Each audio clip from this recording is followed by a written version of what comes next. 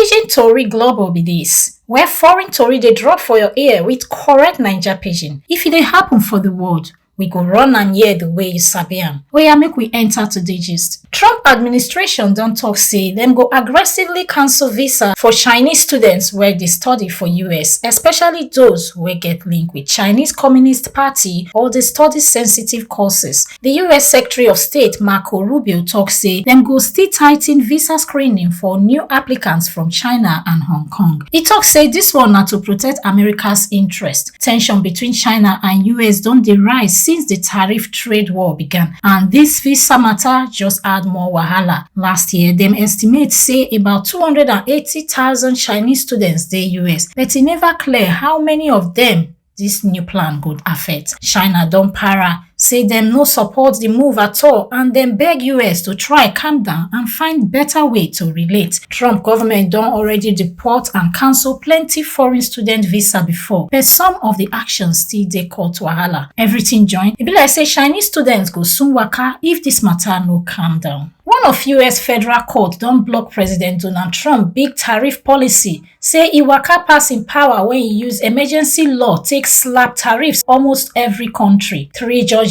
rule say Trump no suppose use that emergency law anyhow like that. The wahala don scatter plenty trade plans and make US businesses and experts dey scratch head to understand wetin go happen next. Na one group of US businesses and states carry the case go court, and now White House gets just 10 days to cancel the tariffs, but Trump people no gree. Dem talk say judges no get right to decide how dem go handle national emergency matter, and dem don already file appeal to fight the ruling. Dis kasala don scatter ongoing trade deals wey US dey run with many countries. President Donald Trump don commute federal prison sen ten ce of Larry Hoover, the man wey form notorious Chicago street gang gangster disciples. Dis one happen as Trump dey share presidential pardons like gala before e leave office. Hoover, 74, bin dey serve 6 life sen ten ces for drug extortion, conspiracy and other criminal wahala. Even though Trump don reduce im federal jail term, Hoover still get 200-year state sen ten ce for murder wey Trump hand no fit touch. So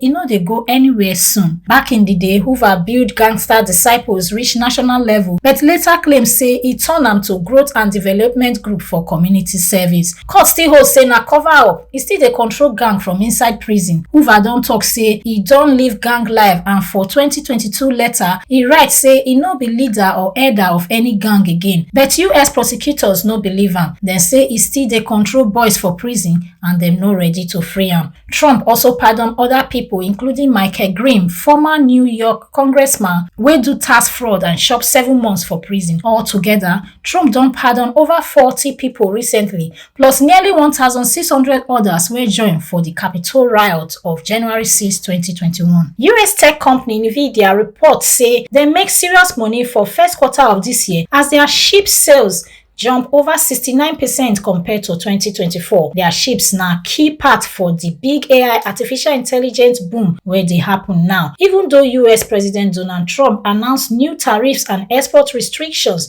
wey make Nvidia and other chip makers share drop sharply for April, the company's strong result don calm people mind down. Nvidia share price rise over 5% on Thursday morning after dem beat Wall Street expectations. Investment expert Rose Moore talk say Nvidia ability to continue to dey grow big dey impressive, and the court ruling plus company's goods outlook don ginger global markets. Nvidia CEO Jensen Huang talk say demand for AI chips go still accelerate despite say Washington ban some Chinese-specific Nvidia chip wey dem dey call H20 wey cause demand to drop. Company also report say dem lose $4.5 billion because of this one, but na less than the original forecast of $5.5 billion lost. Nvidia na last big tech company to drop report this season, and e show say tech shares still dey rise steady. Wahala don burst for Victoria's Secret as dem shut down their US site and pause some in-store services after wetin dem call a security incident. Instead of normal website, wetin dey now na notice wey talk say dem dey work 24/7 to fix the issue. Stores for US still dey open. Same with Pink, their sister brand. Their UK website no get wahala at all. The company wey base for Ohio and get over 1,350 stores for 70 countries tok say dem don follow emergency plan,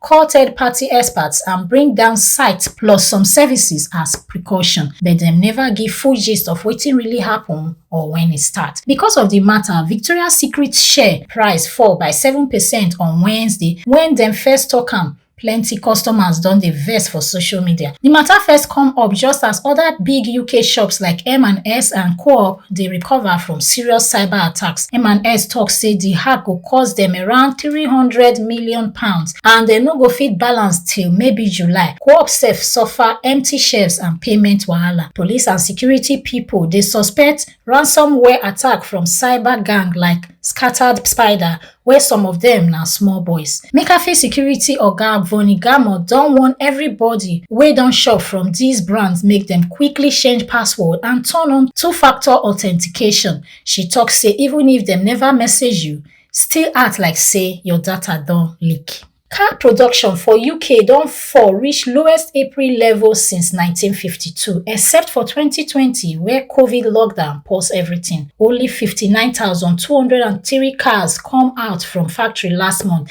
na 16% drop from last year April and 25% less than March. The reason na Trump 25% tariff wahala, Easter holiday wey reduce working days, and the shift from petrol to electric cars, according to Society for Motor Manufacturers and Traders (SMMT). Car exports suffer pass 10.1% fall, especially as demand drop from UK big buyers like US and EU. One major car maker, Jaguar Land Rover (JLR), dey feel the heat no be small. Then they pay 27.5% tax to export cars from UK to US, even though both sides na the same company. JLR dey vex say new UK-US deal wey suppose reduce tariff to 10% for first 100,000 cars never start work since dem agree am for early May. SMMT still tok say for the first 4 months of this year, car production na the lowest since 2009. Dem hope say new trade deals with US, EU and India go bring better days very soon. World Food Programme WFP don raise alarm say hordes of hungry people don burst enter their food warehouse for Deir al-Balah,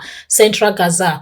Dem say 2 people don die and others wound for the wahala. Video show thousands of people rush enter Al-Ghafari warehouse, grab flour and food cartons. As gunshots dey fly, nobody sabi where the bullet come from or who fire am. WFP tok say hunger matter for Gaza don waka pass control, especially after almost 3-month Israeli blockade wey dem just reduce small last week. The food wey dem thief bin dey ready for distribution. WFP still dey beg say food aid must increase sharp to stop people from dying from hunger. Dem don dey warn since say hunger and wahala for ground dey too much and to block humanitarian help na serious risk. Israel tok say dem allowed 121 aid trucks enter Gaza this week with food and flour.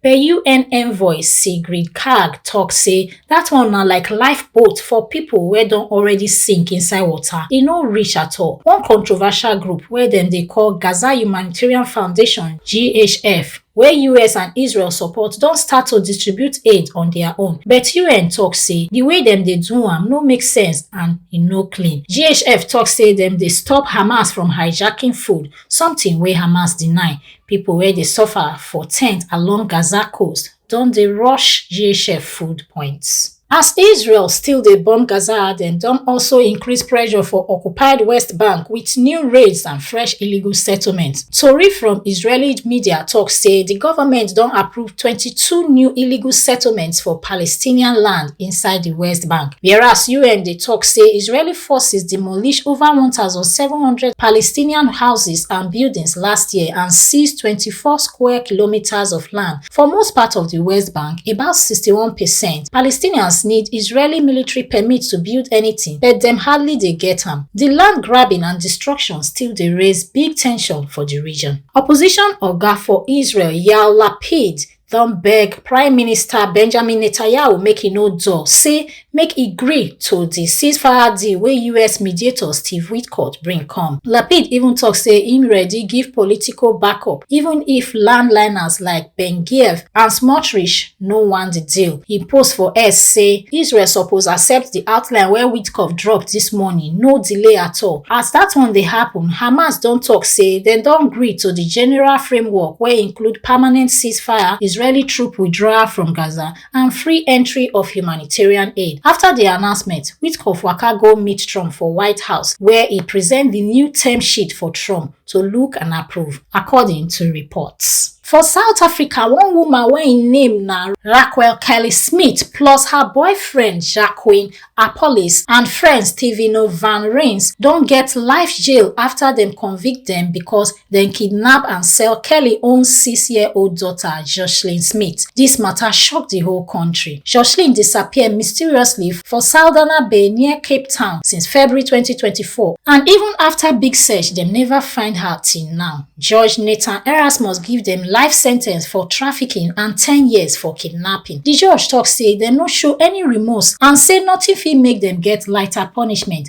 People for the community Middle Pulse, where Jocelyn come from, dey very broken because of wetin happen. Police tok say search for Jocelyn no go stop. Dem dey look everywhere, even outside South Africa. Before judge sentence dem, Jocelyn grandmother Amanda Smith Daniels beg her daughter Kelly to return her grandpikin or tell am where she dey. She tok say no sentence fit bring back her grandpikin and Kelly suppose stop to blame other people because na she do am. Court hear plenty witnesses, more than 30, wey tell story of how Jocelyn suffer before she vanish. One big witness, Laurentia Lampard, wey be Kelly neighbor, tok say Kelly tell her say she sell Jocelyn give one traditional healer wey want her eyes and skin. One pastor tok say Kelly tok before say she fit sell her children for 20,000 rand, equivalent to $1,100 or even $275 if dem no fit pay full price. Jocelyn Tisha still tell court say Kelly tok say Jocelyn dey inside ship for container, say dem dey carry am go West Africa. Kelly and her friends no tok anything for their defense. Social worker tok say Kelly fit be the mastermind for her own daughter trafficking. The whole trial shake the community well, and dem no forget the pain wey Jocelyn disappearance cause. Only God know wetin go happen to that small girl now. And the last one today, Australian actress and comedian Magda Szubanski, wey play Sharon for popular show Kate and Kim, don discover say she get rare and serious blood cancer wey dem dey call stage 4 mantle cell lymphoma. For video wey she post for social media, the 64-year-old tok say she don start treatment for Melbourne where she dey get better care. She tok say the sickness rough but she still get hope. She also thank her family, friends and medical team wey dey support her well. Magda